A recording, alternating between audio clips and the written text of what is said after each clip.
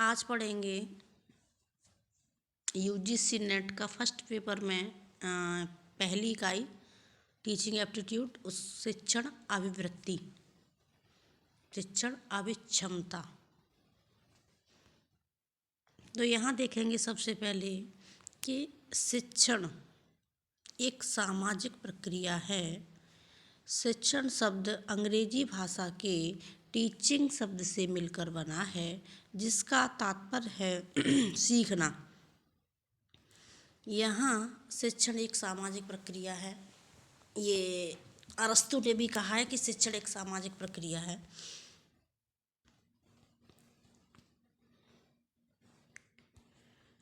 शिक्षण शब्द टीचिंग से बना है और टीचिंग का तात्पर्य होता है सीखना।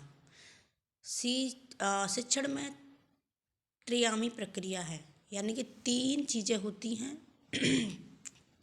कौन कौन सी चीज़ें होती हैं? टीचर, स्टूडेंट और सिलेबस, 3 चीज़ें होती हैं। तो यहाँ पर देखेंगे शिक्षण एक त्रियामी प्रक्रिया है जिसमें शिक्षक और छात्र पाठ्यक्रम के माध्यम से अपने स्वरूप को प्राप्त करते हैं। कि यानी कि जैसे मैं अभी पढ़ा रही हूँ तो यहाँ पर कोई न कोई विषय वस्तु है, हमारा सिलेबस है, सिलेबस का है ये। तो एक सिलेबस हो गया, दूसरा मैं पढ़ा रही हूँ और आप सुन रही हो, तो यहाँ पर 3 चीज़ें होंगी। अर्थात किसी विषय वस्तु को माध्यम बनाकर शिक्षक और कौन? शिक्षार्थी के बीच विचारों के आदान प्रदान या परस्पर अंतःक्रिया को ही हम शिक्षण कहते हैं।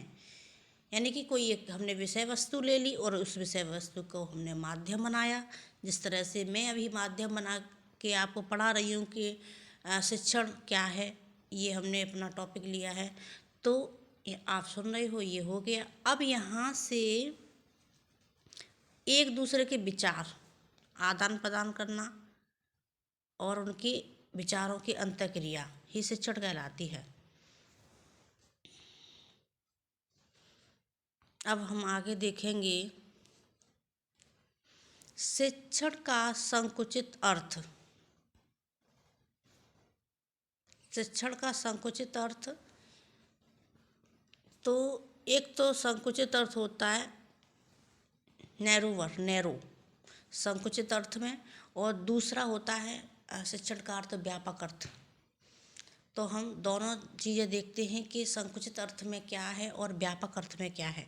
संकुचित अर्थ में हम सबसे पहले देखेंगे कि जैसे स्कूल होता है, स्कूल में आके बच्चे पढ़ते हैं, तो इस विद्यालय एक निश्चित स्थान हो गया और निश्चित स्थान पर, निश्चित समय पर, निश्चित स्थान पर, निश्चित समय पर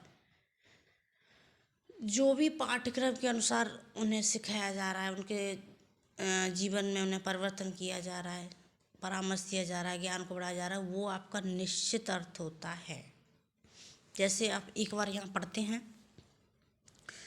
शिक्षण के संकुचित अर्थ का संबंध स्कूली शिक्षा से है, जिसमें अध्यापक द्वारा एक बालक को निश्चित स्थान पर एक विशिष्ट वातावरण में निश्चित अध्यापकों द्वारा, यानी कि हमारा एक निश्चित स्थान हो गया विद्यालय, और वहाँ पर वातावरण कौन सा है? विशिष्ट वातावरण, यानी पढ़ाई का वातावरण। ऐसा नहीं है कि विद्यालय में आ रहे हैं तो कुछ बच्चे और किसी काम के लिए आ रहे हैं, वो पढ़ने के लिए आ रहे हैं, तो एक वातावरण निश्चित मिल गया।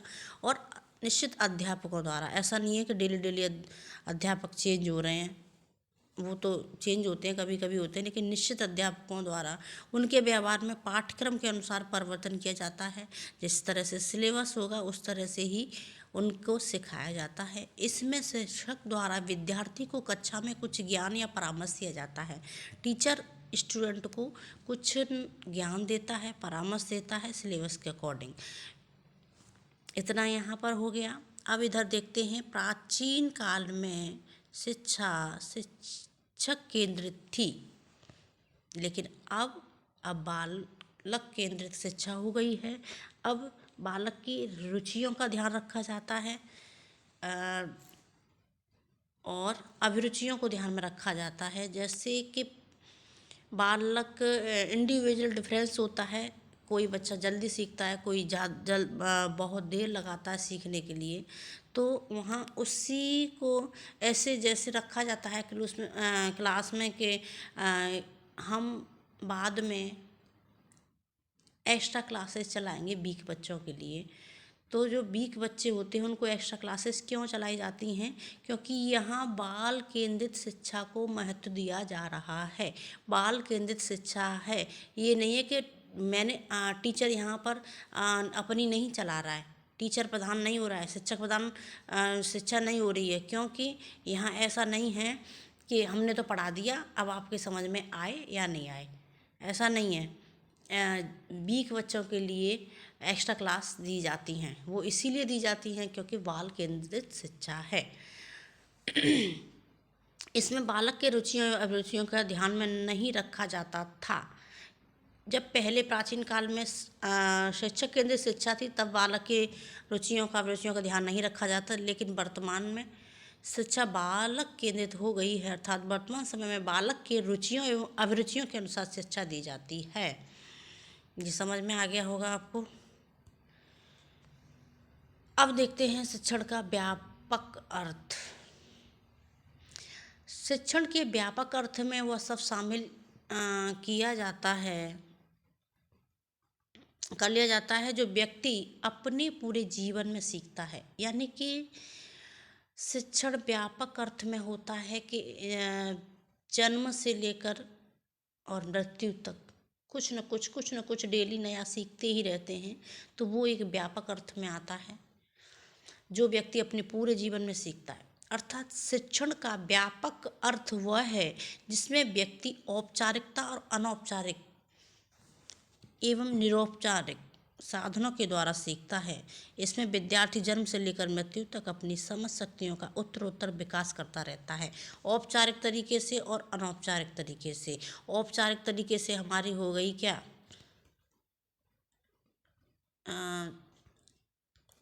औपचारिक तरीके से हमारा निश्चित समय पर निश्चित स्थान पर जो विद्या दी जाती है वो औपचारिक। अनौपचारिक हम कहीं से भी सीख सकते हैं। हम कभी कभी हम बच्चों के द्वारा सीखते हैं, कभी कभी हमारे छोटे होते हैं उनसे भी सीख लेते हैं, स्टूडेंट से भी कभी कभी सीखते हैं। कहीं जा रहे हैं, कुछ लिखा दिख गया तो वहाँ पढ़ लिया, वहाँ से सीख गए, तो हम अनौपचारिक तरीके से भी सीखते हैं।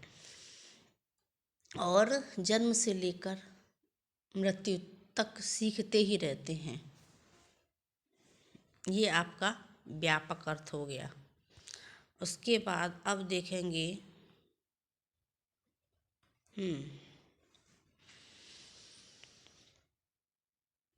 अब शिक्षण की परिभाषाएं।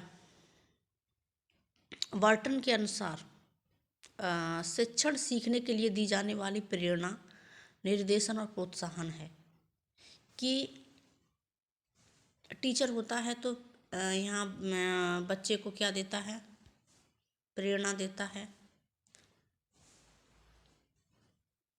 उसके बाद ही बच्चे पढ़ते हैं, निर्देशन देता है कि आपको ऐसे करना है, ऐसे करना है, ऐसे होमवर्क करना है, कल का होमवर्क ये है। उसके बाद प्रोत्साहन यानी कि मोटिवेशन, वही तब ये शिक्षण बर्टन के अनुसार है। अब रायबर्न के अनुसार शिक्षण के 3 बिंदु हैं: शिक्षक, शिक्षार्थी और पाठ्य वस्तु। शिक्षक, शिक्षार्थी और पाठ्य वस्तु यानी टीचर, स्टूडेंट और सिलेबस। इन तीनों के बीच संबंध स्थापित करना ही शिक्षण है। इन तीनों में संबंध स्थापित होना ही चाहिए। यह संबंध बालक की शक्तियों के विकास में सहायता करता है। तो जो संबंध होता है टीचर और बालक का, और बीच में माध्यम क्या होता है, सिलेबस, तो वो क्या करता है, विकास में सहायता करता है। ऐसा नहीं है कि सिलेबस नहीं पढ़ा रहे हैं, कुछ भी पढ़ा रहे हैं, बिना सिलेबस के पढ़ा रहे हैं, तब भी वहाँ विकास में कुछ न कुछ बाधाएं आएंगी। उसके बाद अंतःक्रिया नहीं हो रही है, टीचर पढ़ाता चला जा रहा है, पढ़ाता चला जा रहा है, पढ़ाता चला जा रहा है, और बच्चों के कुछ समझ में नहीं आ रहा, बच्चे पूछ ही नहीं पा रहे हैं, तो वहाँ पर भी विकास हमारा रुक जाता है। बच्चों का विकास वहाँ पर नहीं हो पाता अच्छी तरह से। परस्पर अंतःक्रिया होनी चाहिए। एक 3 माध्यम होते हैं, 3 के बिना हमारा शिक्षण नहीं हो सकता। टीचर, पाठ्यक्रम और विद्यार्थी।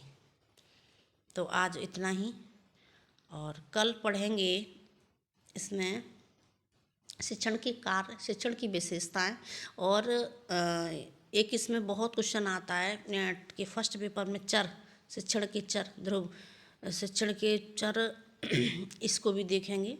तो आज के लिए इतना ही।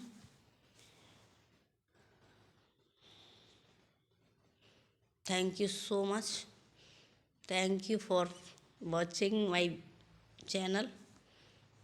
पसंद आए तो like, subscribe and comment, share. Thank you.